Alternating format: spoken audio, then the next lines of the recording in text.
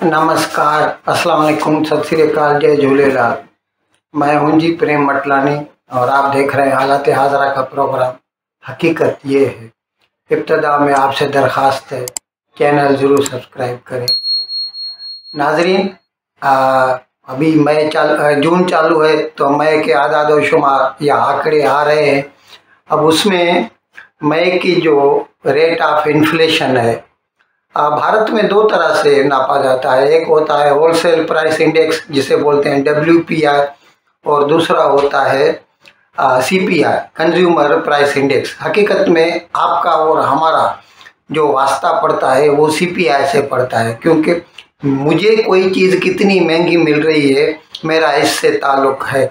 मुझे इससे कोई ताल्लुक़ नहीं कि कंपनियां होलसेल में कितने में बेच रही हैं। खैर, हम बता रहे थे आपको कि CPI या कंज्यूमर प्राइस इंडेक्स के जो आंकड़े आए हैं उससे पता चला है कि भारत की एनुअल रेट ऑफ इन्फ्लेशन जो है वो 4.3% तक पहुंच गई है। अब ये पिछले माह यानी इससे पहले अप्रैल के जो आए थे आदाद व शुमार, उसमें ये 4.7% थी। तो इसका मतलब है कि बतदरीज यानी slowly and gradually it is declining, कम होती जा रही है। और इसकी वजह गवर्नमेंट की हॉकिश पॉलिसी है। बावजूद इसके कि इस साल जैसा कहा गया है कि अभी ये रबी की फसल बाज़ार में आ गई है, गंदम आ गई है, लेकिन इसके और ये कहा गया है कि इस साल जो हमारी गंदम की पैदावार होगी 113 मिलियन टन, यानी तो आपको पता चल जाएगा कितने टन है। खैर, मैं अर्ज कर रहा था 113 मिलियन टन जो है वो पैदावार हुई है। इसके बावजूद और ये इसके साथ साथ तकरीबन 6 माह से भारत ने गंदम की एक्सपोर्ट पर पाबंदी, गंदम या गंदम की जो प्रोडक्ट्स हैं, आटा, मैदा वगैरह, इसकी जो एक्सपोर्ट है इसके ऊपर पाबंदी है। ये सभी इसी वजह से मुमकिन हो सका है। अभी सरकारी खरीदी भी चालू है और उम्मीद भी है कि अच्छी फसल है, अच्छा माल आएगा बाजार में, लेकिन इसके बावजूद कंट्रोल रखने के लिए सरकार ने इस महीने जो है 1.5 लाख टन अपनी तरफ से जो अपने स्टॉक्स हैं ना गंदम के, वो बाजार में बेचे। और इसकी वजह से इस वक्त जो है, अच्छा, ये गवर्नमेंट ने कितने में बेचे? 21.5 रुपया फी किलो। यहाँ पर ऐसा बोलते हैं हम कि 2150 में 1 क्विंटल या 1 बोरी 100 किलो की, तो 1 किलो हो गया 21.5 रुपये। और बाज़ार में ज़्यादा से ज़्यादा 30 रुपये से ज़्यादा नहीं होगा, यानी अगर 2-3 लेयर्स बीच में आ भी जाएं तो भी 30 से ज़्यादा नहीं होता।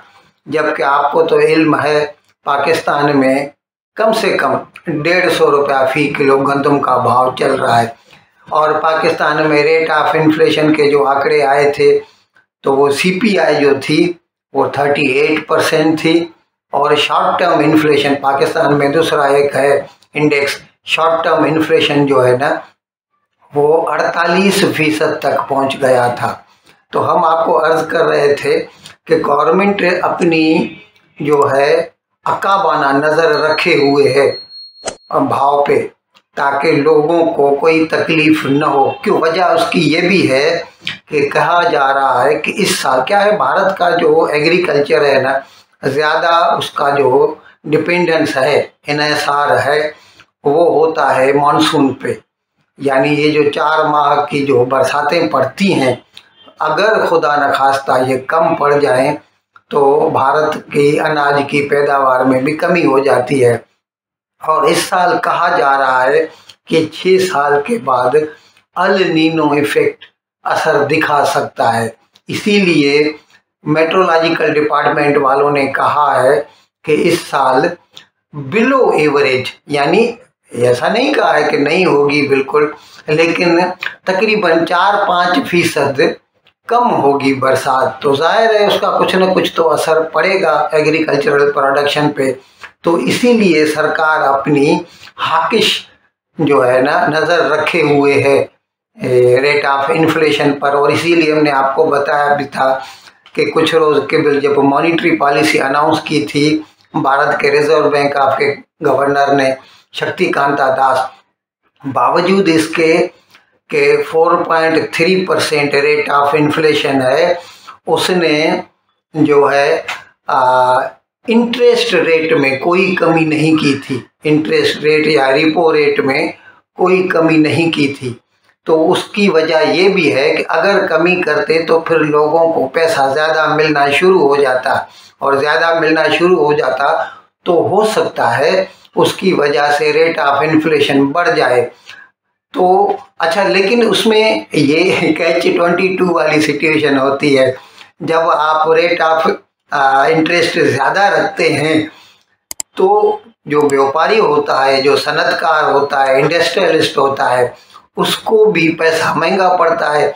महंगा पड़ता है तो फिर नए जो प्रोजेक्ट्स होते हैं उन पर भी अमल दरामद में कुछ कमी वाकई हो सकती है, या ज़्यादा जो है इन्वेस्टमेंट नहीं हो सकती और उनकी कमाई भी मार खा जाती है।